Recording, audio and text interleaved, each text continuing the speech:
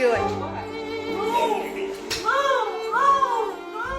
16 মাসের সন্তানটা যখন তালা দিয়া ঘরে ক্ষুধার তীব্র জ্বালায় একা একা চিৎকার করছে, তখন অন্যদিকে তার মা হোটেলের বন্ধ রুমে বয়ফ্রেন্ডের সঙ্গে তৃপ্তি সুখে চিৎকার করছে। ঠিক 10 দিন সমুদ্র সৈকতে উল্লাস ও নিজের কামনা মিটানোর পর 33 বছরের ইরা ফিরে নিজের বাড়িতে। আর এদিকে তার 7 কেজি ওজনের সন্তান এখন 700 গ্রামে পরিণত হয়েছে। তবে ইরা তো বেশ খুশি। কত না মজা মস্তিতে কেটে গেল দিনগুলো। সমুদ্রের পাড়ে নোনতা জলে দেহ ভিজিয়ে এক স্বর্গীয় অনুভূতি। সন্তান জন্ম দেওয়ার পর নিজের দিকে আর তাকানো হয়নি কখনো। সন্তানের যত্ন নিতে বলতো সবাই। সন্তানের জন্য সবার চিন্তা দেখে ভাবলো একটু ছুটি কাটিয়ে আসা যাক সমুদ্র সৈকত থেকে। যা ভাবা তাই কাজ। লাক্সারি হোটেল বুক করে লাগেজ গুছিয়ে নিজের প্রিয় কিছু বিকিনি আর ফুরফুরে কয়েকটা ড্রেস নিয়ে প্যাকিং কমপ্লিট।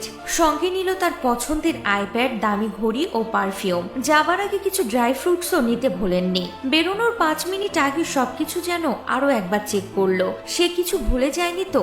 না, কিছুই ভোলেননি। বেরোবার 1 সেকেন্ড আগে 16 মাসের সন্তানের ড্রাই প্যাডটা দেখে নিল, সেটা বেশ পরিপূর্ণ।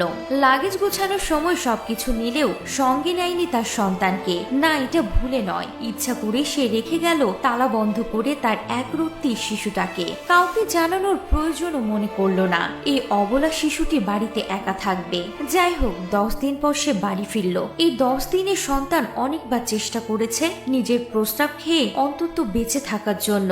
যতই হোক, টানা 10 দিন একটা শিশু না খেয়ে বেঁচে কি থাকতে পারে? আপনারাই বলুন। তার মায়ের উল্লাসের কারণে এই শিশুটির শেষ পরিণতি হয়েছে ডাইপ্যাডে চোখ উল্টে সারা জীবনের জন্য ঘুম। ইরা ইমার্জেন্সিতে ফোন করার আগেই পুলিশ চলে আসে। তাকে জেরা করলে সে জানায় বাচ্চার অতিরিক্ত জ্বালাতনে অতিষ্ঠ হয়ে সে ঘরে রেখে গেছে। এতে তার কিছু করার নেই। এতে বাচ্চারই সব দোষ, কেন সে জ্বালাতন করত।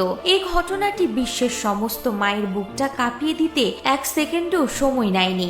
ভাবতে পারছেন এতটা নির্মম একজন মানুষ কিভাবে হতে পারে? জানি না ইরার মতো মানুষ পৃথিবীতে আছে কিনা, তবে এ বাচ্চার মৃত্যুর আগের ঘটনাগুলো কল্পনা করলেই দম বন্ধ লাগছে। কতটা নিষ্ঠুর একজন মায়ের মন হলে এমনটা করতে পারে।